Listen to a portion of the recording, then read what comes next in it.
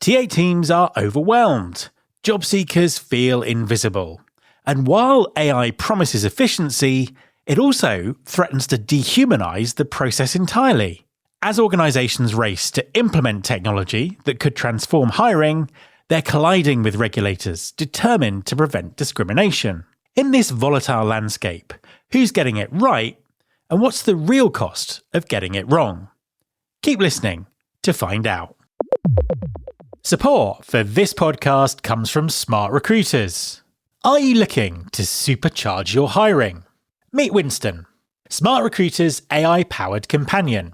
I've had a demo of Winston. The capabilities are extremely powerful, and it's been crafted to elevate hiring to a whole new level. This AI sidekick goes beyond the usual assistant, handling all the time-consuming admin work so you can focus on connecting with top talent and making better hiring decisions. From screening candidates to scheduling interviews, Winston manages it all with AI precision, keeping the hiring process fast, smart, and effective. Head over to smartrecruiters.com and see how Winston can deliver superhuman results. There's been more of scientific discovery, more of technical advancement and material progress in your lifetime and mine than in all the ages of history.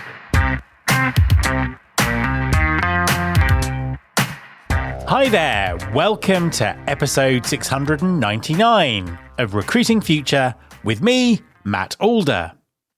The entire recruiting landscape is undergoing a profound transformation as organizations grapple with the implications of AI and the economic disruption 2025 is bringing. Talent acquisition teams are drowning in applications, while simultaneously being asked to do more with fewer resources. Candidates find themselves in increasingly dehumanized processes where ghosting is now the norm. At the same time, regulatory bodies are developing laws to ensure fairness and transparency around the use of AI in hiring. So, how can employers navigate this challenging terrain while creating fair, accessible, and effective hiring processes? My guest this week is Ruth Miller, a talent acquisition and HR consultant who works across the public and private sectors. Ruth is an advisor to the Better Hiring Institute, working with the UK government on developing legislation around AI in recruiting. In our conversation, she shares her insights into how organisations can proactively develop strategies that balance innovation with compliance while enhancing rather than diminishing the human elements of hiring. Hi, Ruth, and welcome to the podcast.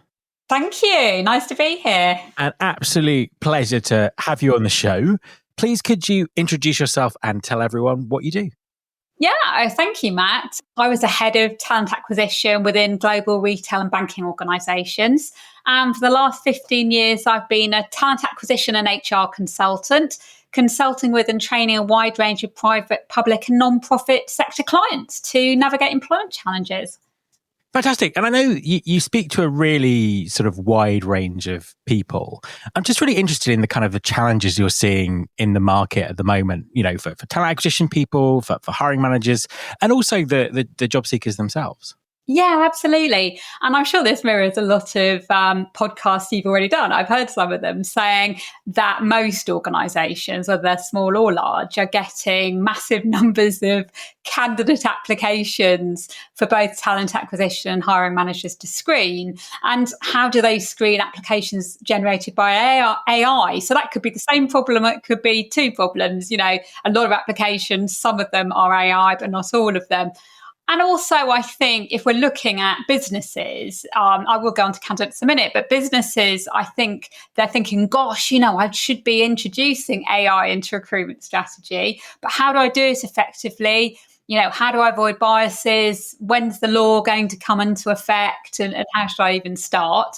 And then on the candidate side, they find it very demoralising, frustrating to look for jobs, as often they're getting no replies to their job applications. They often get no feedback or replies after multiple interviews and assessments. And particularly at early careers level, I hear of a very automated and dehumanized process where they may not speak to an actual person until they're 3 or 4 stages into it. then I think there's a challenge we both hear about where companies are restructuring at the moment, have much smaller talent acquisition teams to handle hiring.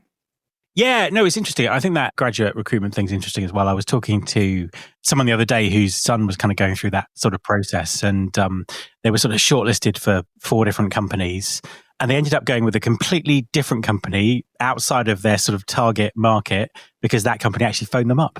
Absolutely. And everyone else had just been automated. So it was an interesting kind of insight into what that must be like. I want to zoom in on some of the things that you talked about there in a second. But before we do, you've got quite a unique insight into what's going on with AI and hiring through the work that you're doing with the Better Hiring Institute. Tell us a bit about that. Okay, so if you haven't heard of it already, I'm an advisor to the Better Hiring Institute. It's basically an independent body working with the UK government, and I was involved with developing the AI and recruitment toolkit with them. You can download it for free from their website if you're interested. So a couple of weeks ago, I was at a meeting with the cross-party parliamentary group who are developing AI legislation. So with the main peer who leads AI for the government. And, I see the data about use of AI by organisations and job candidates. UK AI legislation hasn't been finalised yet, as I'm sure you're aware, but it's likely that facial recognition software will be illegal. So, and we know a lot of organisations are conducting video interviews where you screen candidates based on facial behaviour. That won't be legal anymore. As we know, current legislation, particularly on GDPR, already covers that you can't make a hiring decision with AI. But what I see is that the UK government is probably going to land somewhere between some of the US states, which allow more use of AI, and the EU, where it's more tightly regulated. So I guess, the view on AI in terms of answering your question from government level is they are hearing from lots of different interested parties, whether that's organisations or candidates looking for jobs or public sector bodies, and they're looking at what other countries are doing. So they haven't finalised anything yet. They're of course aware of all the concerns, but they're also aware that things can't go on as they are, where there really isn't enough regulation about what companies do. Yeah, I mean, that's kind of interesting. And I think that kind of squares with what I was thinking or other things that I've heard, that the UK has been very much waiting to see what happens with America, what happens with the EU, and potentially plotting a course in between the two. So, yeah, it'll be interesting to see how that plays out. But by the sounds of it, I don't think there'll be any kind of big surprises. No, I don't think there will be either. Yeah, I think it'll also depend on, I think, some of the lobby groups, some of the discussions we hear in the media about, how effective they are in lobbying the government to be more or less regulated, really. So we'll see. Yeah, it kind of reminds me of my politics teacher back at school who said the thing about laws, they're like sausages, you kind of consume them that you don't want to see how they're made. Yeah, absolutely.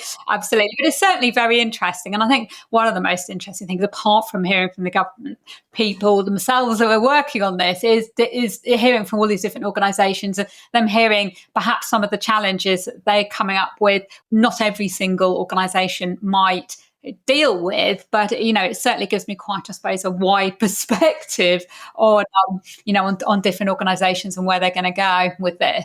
Give us kind of a bit more detail on that. What's the kind of perception? What are the reactions to AI amongst employers? Is there a difference between public and private sector? What are people saying? What are people concerned about? That's a good question. I think there are a couple of differences between public and private sectors. I think with the use and perception of AI, I guess there's money is one of them, that particularly the larger private sector organisations who perhaps already introducing AI into hiring, they tend to have bigger budgets, don't they, than the public sector, which is struggling with their cost base. So those organisations, those public sector organisations have got less room to introduce new AI-powered technology, I suppose, from an ATS CRM point of view. But interestingly, they are starting to use generative AI platforms more in the public sector, as they're free, of course, aren't they? Well, you can pay for them, but a lot of them are free. So I think in answer to that question, less use of, bought technology, more use of generative AI.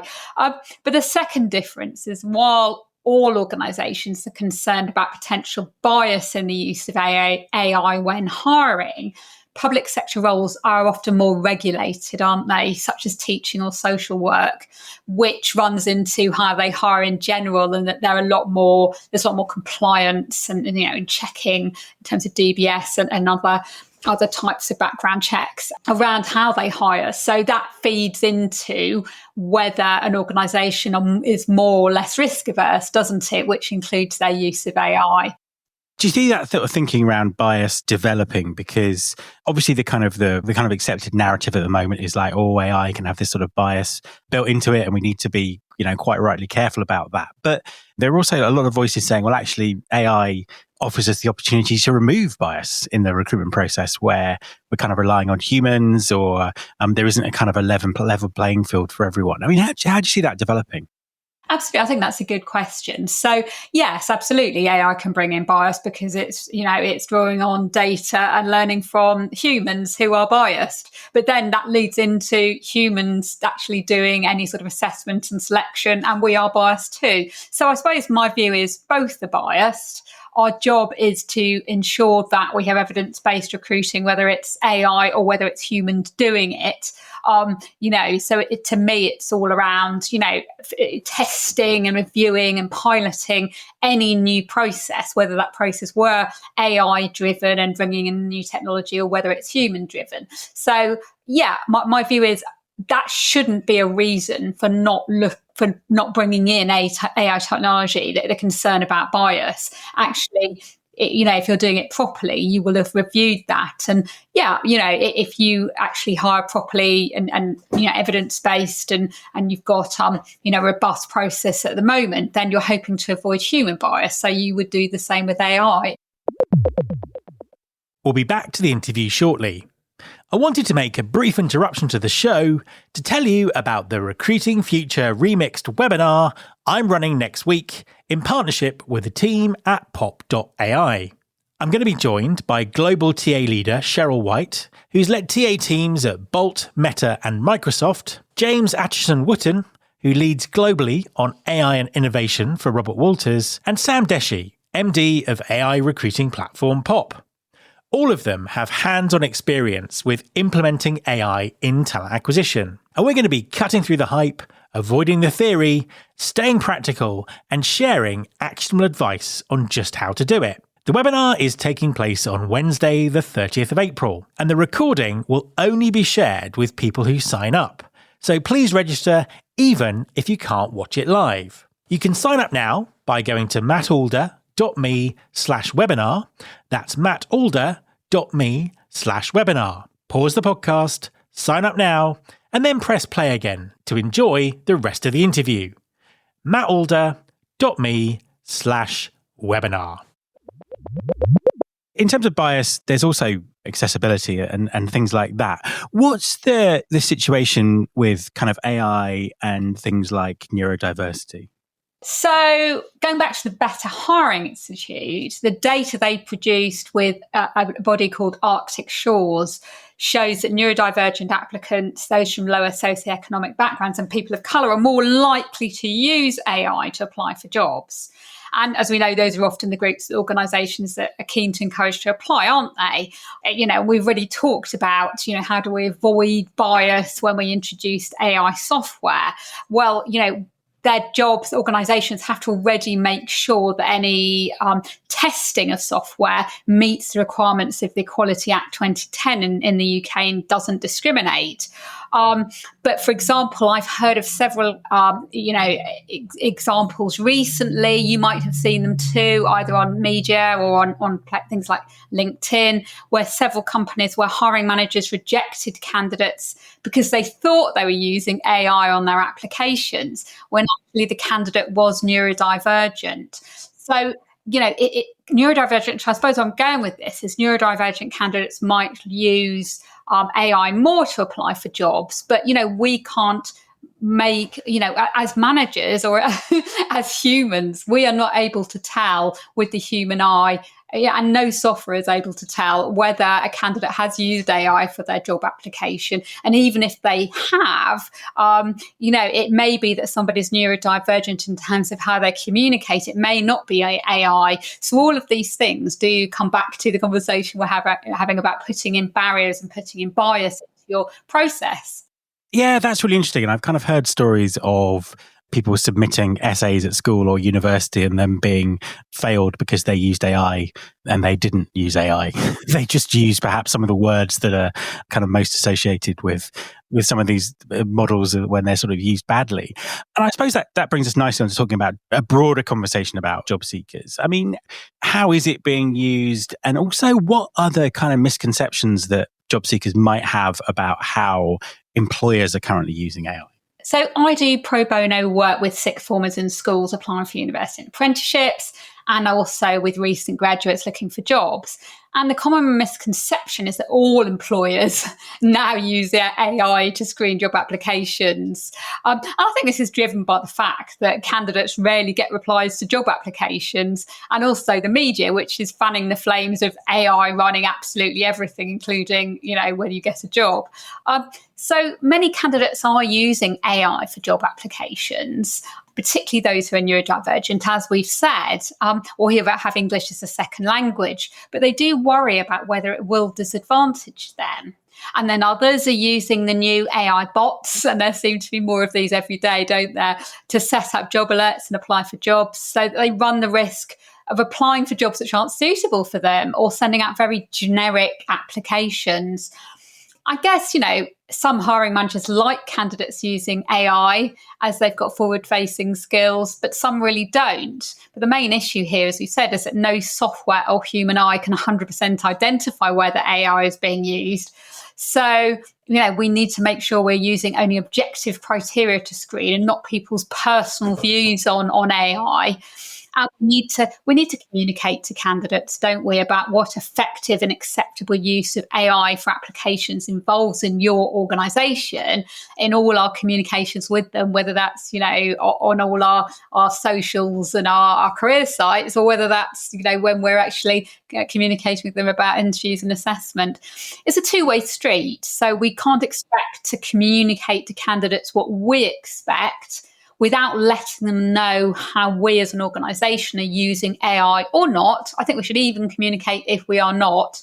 And it is also likely to be illegal to use AI in hiring in the future without being clear on all your communications that you are using it. Yeah, that makes perfect sense. And I think it's the thing about this aspect of it is, to me, it kind of starts to blow the whole recruitment process open. And I'm hoping that it means that we're going to build a better, fairer recruitment process. And the communication around whether people are using AI or not is just so broken. I mean, I read an article yesterday on the BBC News site, obviously an organisation that grounds itself on impartiality and both sides of the story. And it was a former Tory MP, so someone who'd lost their seat in the last election, complaining that they couldn't find a job because they'd applied for hundreds of places, but AI was screening out their application because they didn't go to university. We know that's and there was no comeback in the article. It was just presented as opinion, as fact. And I was like, I'm in two minds about it, because obviously that's not true, but actually the truth that it could be someone's human bias or literally just not being able to deal with volume of applications. I wonder whether that was worse to tell someone. So yeah, it's a tricky one. It really is. Yeah, absolutely. I saw that too. And I must say, I did think, gosh, if you're applying for hundreds of jobs, is the issue that actually you're not adapting to your application, specifically enough to a job. So therefore you get rejected by a human because you don't have a great application. But that was just my initial. Yeah, no, exactly. Yeah. And I think it's, it sounds like that there is perhaps legislation on the way to help. But I think there's a real onus on employers to really explain how their recruitment processes work and what's being used and what's not being used. And that kind of communication just isn't really out there at the level it should be at the moment. I suppose following on from that, what advice would you give employers around sort of AI right now in terms of how they should be thinking about it, what they should be doing? I know there's lots of confusion and lots of inertia out there because things seem very difficult or complicated, or people are waiting for legislation. But what would your advice be for what employers should be doing right now? Well, I guess, any strategy for AI has to be the organisation strategy for AI. I hear a lot of talent acquisition teams talking about, what are we going to do? Well, your organisation is going to have a strategy of where AI fits in or doesn't, or, how you're going to review its use. So the HR should not be doing something in a separate runway.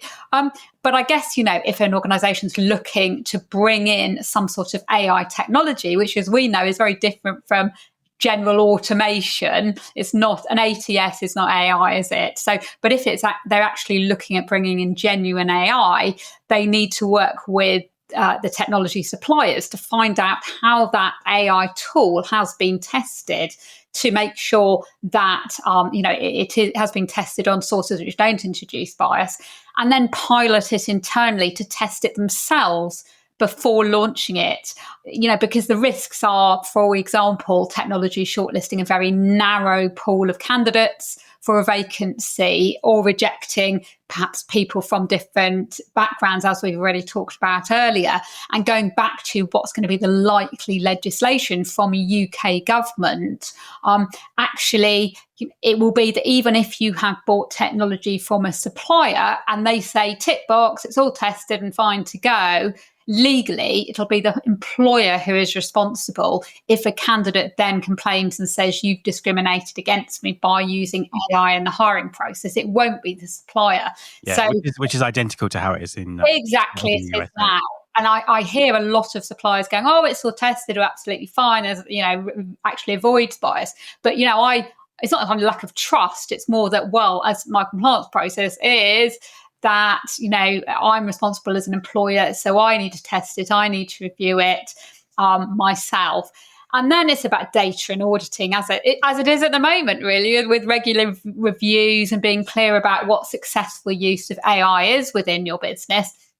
And then if we're moving away from AI technology and we're looking just at generative AI, if you're using something like ChatGPT or Copilot, then you need to make sure you've got clear policies on their use. At the moment, I'm not necessarily seeing that. Often it's driven by individuals and their knowledge of it, and and testing it out. And then, of course, I would say this as a trainer, but that HR teams have received training on how to use generative AI to create documents, for use within a company. Yeah, no, 100%. I think that's it's kind of the thing that's missing at the moment, I think, is that sort of really helping people, understand this above and beyond the very necessary act of them exploring it and experimenting themselves. So as a final question, what do you think the future looks like? I mean, how might things look in sort of 2 or 3 years' time? Okay, interesting one. Yeah. Well, I think we'll see the UK legislation launch, which we've discussed. So organisations will be clear about what they can and can't do. And I think we'll move to every organisation having a business strategy regarding AI, which HR will be included in. And I think while there has been a focus on HR and talent acquisition teams losing jobs because of AI, or a worry about that, to me, the positives about introducing AI are to manage the administrative and time-consuming parts of the hiring process for candidates, hiring managers, and recruitment teams. So we know that no candidate's going to join a business because you're such a great user of AI. It's about human discussion and engagement. So during the interview and offer process, there has to be that human contact, and any AI implementation should involve the total remapping of your hiring process to identify where AI should be involved and where there should be that human interaction. So, it definitely shouldn't be that organisations farm out the whole process to AI, as they'll start to have a lower level of candidate engagement and people dropping out of the process. So I suppose where I'm going is that, I think there is a risk of HR in general losing people because of AI, but essentially we are a human-driven function, and we will need humans to engage people to join or work for an organisation. And while the economy isn't in great shape at the moment, once it picks up, there will be a more challenging time to attract candidates and retain those employees. And then, those human skills will be more and more important. I think companies will also be remapping the skills they want to attract and retain. And they'll need creativity, communication, resilience, adaptability, all things that at the moment AI isn't as good at humans at. I know you've had guests on talking about skills-based hiring, and I agree with them that focusing on these skills and identifying them will become more and more important. Ruth, thank you very much for talking to me. It's been an absolute pleasure. Thanks for having me on. My thanks to Ruth. You can follow this podcast on Apple Podcasts, on Spotify, or wherever you get your podcasts. You can search all the past episodes at recruitingfuture.com. On that site, you can also subscribe to our weekly newsletter, Recruiting Future Feast, and get the inside track on everything that's coming up on the show. Thanks very much for listening. I'll be back next time, and I hope you'll join me.